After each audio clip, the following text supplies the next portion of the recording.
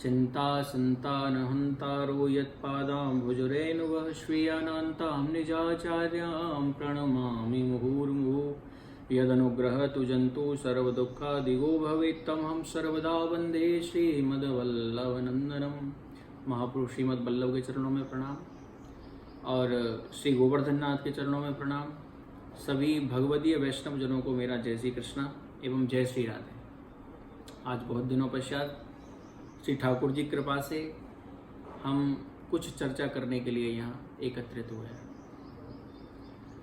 श्रीमद् भागवत में शौनकादिक ऋषियों ने सबसे पहला प्रश्न किया कि भक्ति ज्ञान वैराग्य की वृद्धि कराने वाले विवेक की जागृति कैसे हो।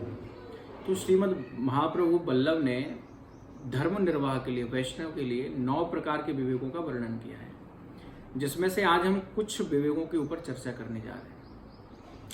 सबसे पहले विवेक के बारे में उन्होंने बताया कि विवेकस्तु हरि सर्वम निजेच्छात करिष्यति। सर्वप्रथम विवेक में उन्होंने बताया कि वैष्णव को भगवदीय को श्री ठाकुर जी का कर्तृत्व जानना चाहिए। किसी भी कार्य में, कोई भी कार्य जो हो रहा है उसमें हमें श्री ठाकुर जी का कर्तृत्व जानना चाहिए कि ये कार्य श्री ठाकुर जी की कृपा से ही हुआ, उनका अनुग्रह जानना चाहिए और ये निश्चय और दृढ़ता से, धैर्यता से और हृदय में मानना चाहिए कि सब कुछ श्री ठाकुर जी ही करने वाले हैं। योगक्षेमम वहाम्यम, भगवान ने गीता में कहा कि अप्राप्त की प्राप्ति और प्राप्ति की रक्षा सब ठाकुर जी ठाकुर जी करने वाले हैं, क्योंकि प्राप्ति के पश्चात उसकी रक्षा कैसे होगी उसको भी ठाकुर जी करते हैं। तो इसलिए किसी भी कार्य में हमारे मन में ये विचार नहीं आए कि ये कार्य मैंने किया। जो भी हो रहा है संसार में, जो भी कुछ हम कर रहे हैं वो कि एकमात्र श्री ठाकुर जी करने वाले हैं और वही कर रहे हैं। चरण कमल बंधु हरिराई, जिनकी कृपा पंगु गिरी लंघे, अंधरे को सब कछु दर्शाई। बहरो सुने मूक पुन बोले, रंक चले सिर छत्र धराई। सूरदास स्वामी करुणा में बारंबार नभूति पाई। जिन चरणों की कृपा से क्या नहीं हो सकता, जिन चरणों की कृपा से लंगड़ा पहाड़ को नाप सकता है, जिन चरणों की कृपा से अंधा देखने लगता है, गूंगा बोलने लगता है, बहरा सुनने लगता है, क्या नहीं हो सकता उन चरणों की कृपा से। उनकी इच्छा है वो रंक को राजा बना दें, राजा को रंक बना दें। इसलिए एकमात्र हमें श्री ठाकुर जी के आश्रित रह करके उनके चरणों के अधीन रहना चाहिए और ये दृढ़ता से और ठाकुर जी से बड़े भाव के साथ हम इस बात को कहें कि प्रभु बस आप ही हमारे हैं और हमारे सारे कार्य सब कुछ आप ही करने वाले हैं। ये प्रथम विवेक बताया, निजिच्छाता करिष्यति, भगवान अपनी इच्छा से सब कुछ करेंगे। दूसरे विवेक में बताया उन्होंने कि वैष्णव को श्री ठाकुर जी से अपने सुख के लिए कोई भी प्रार्थना या याचना नहीं करनी चाहिए। यदि हम श्री ठाकुर जी से कोई भी प्रार्थना या याचना अपने सुख के लिए करते हैं तो सबसे पहले तो हमारे सेवक धर्म की हानि होती है, क्योंकि सेवक का धर्म सबसे पहला यही है कि स्वामी हमें किस प्रकार से रखना चाहते हैं और जिस प्रकार से वो हमें रखना चाहते हैं उनकी प्रसन्नता में ही हमें अपनी प्रसन्नता रखनी है। क्योंकि हमारी प्रार्थना करने से क्या लाभ होगा, उनको जो करना है वो वही करेंगे, उनको जो देना है वो वही देंगे। तो प्रार्थना करने से क्या लाभ। अच्छा, दूसरी बात ये भी है कि वैष्णव की इच्छा यदि संसार आसक्ति वाली है, विकार युक्त है, तो ठाकुर जी उसको अपनी इच्छा से पूरी करते हैं।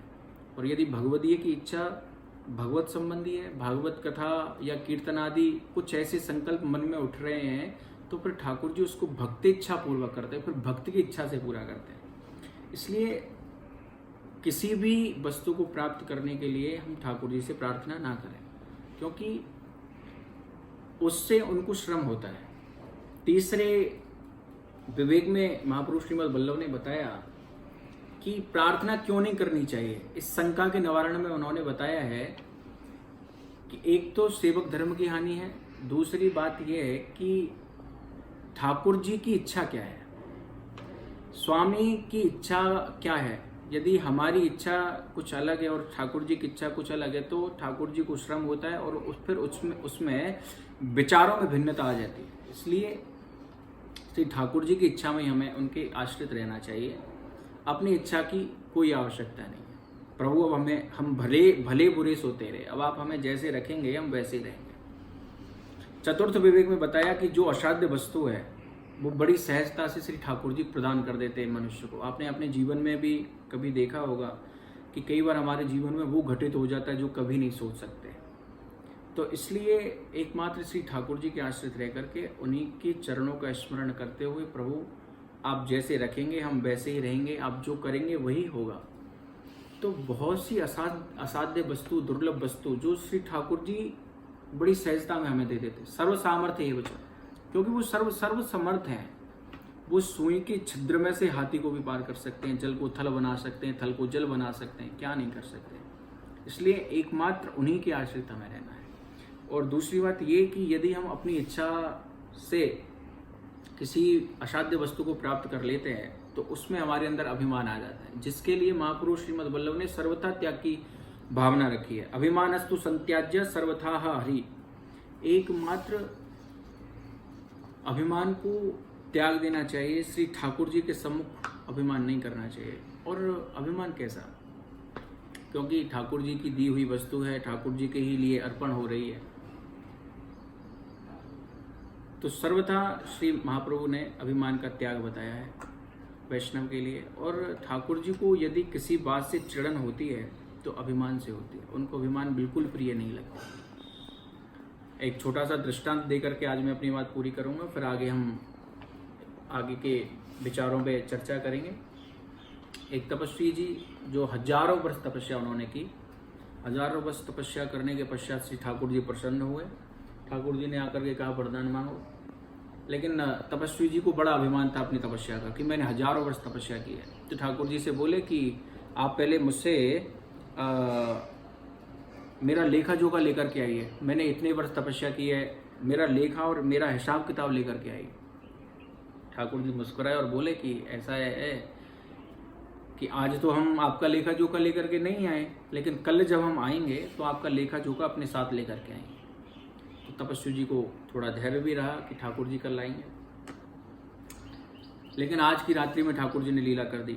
सारा जलाशय सूख गया, सारे वृक्ष लता पता आदि सब सूख गए, निर्जीव हो गया जंगल जिस वन में तपस्वी जी रहते थे। अब तो प्यास, जब जल ही नहीं रहा तो प्यासे मरने लगे। श्री ठाकुर जी ही जल का घड़ा लेकर के आए और जल पिलाने के लिए जब ऋषि ने कहा तो ठाकुर जी ने कहा कि यदि मैं आपको जल पिलाऊं तो आप मुझे क्या देंगे? बोले मैं आपको अपनी आधी तपस्या दे दूंगा। बोले ठीक है, तो मैं आपको जल पिला देता हूँ। आधी तपस्या भी दे दी। उसके पश्चात श्री ठाकुर जी अगला दिन हुआ, लेखा जोखा साथ में लेकर के आए। ऋषि जी को प्रणाम किया, बोले मैं आपका लेखा जोखा साथ लेकर के आया हूँ, अब बताइए आपको क्या चाहिए। तो ऋषि ने कहा कि महाराज अब आप बताइए मुझे क्या देंगे। तो ठाकुर जी बोले कि आप मुझे ये बताइए, रात्रि में आप प्यासे मर रहे थे, मैंने ही आपको जल पिलाया, तो आपने आधी तपस्या तो मुझे ये दे दी, अब बची आपकी आधी तपस्या। अब आधी तपस्या में आप मेरी ही पृथ्वी पर बैठे, मेरे ही वृक्षों से आपने फल फूल खा करके अपनी उदर पूर्ति की, मेरे ही जल को आपने पान किया, मेरे ही सूर्य ने आपको प्रकाश दिया, मेरे ही चंद्रमा ने आपको शीतलता दिया, मेरे ही आकाश ने आपको श्वास प्रश्वास की गति दी, अब आपके पास बचा क्या? तो कहने का भाव यही है, श्री ऋषि तपस्वी जी चरणों में गिर पड़े और ठाकुर जी ने उनको मुक्ति प्रदान कर दी। कहने का भाव यही है कि ठाकुर जी को अभिमान बिल्कुल भी प्रिय नहीं है, इसलिए अभिमान को सर्वथा त्याग कर देना चाहिए। भगवान ब्रज की लीला में भी इंद्र का अभिमान दूर किया, श्री ब्रह्मा जी का मोह नष्ट किया, और यहाँ तक कि जो उनकी अंतरंग सखियाँ हैं, ब्रज गोपियाँ, जो निभृत निकुंज में रहने वाली गोपियाँ हैं, उनका भी ठाकुर जी ने रास पंचाध्याय के समय में अभिमान नष्ट किया। तासाम तत्सौभग मदम वीक्ष्यमानम च केशव प्रश्माया प्रसादाय तत्रैवांतरधीयत। ठाकुर जी जब गोपियों को अभिमान हुआ कि ठाकुर जी हमारे पास है, तो ठाकुर जी उनके बीच से अंतर ध्यान हो गए और छुप गए। कहने का भाव, ठाकुर जी को अभिमान बिल्कुल भी प्रिय नहीं है।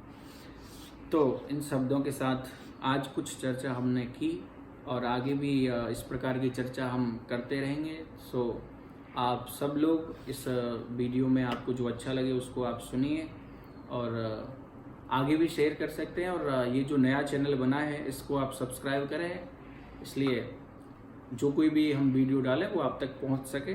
इन शब्दों के साथ आपको मेरा जय श्री कृष्णा, जय श्री राधे।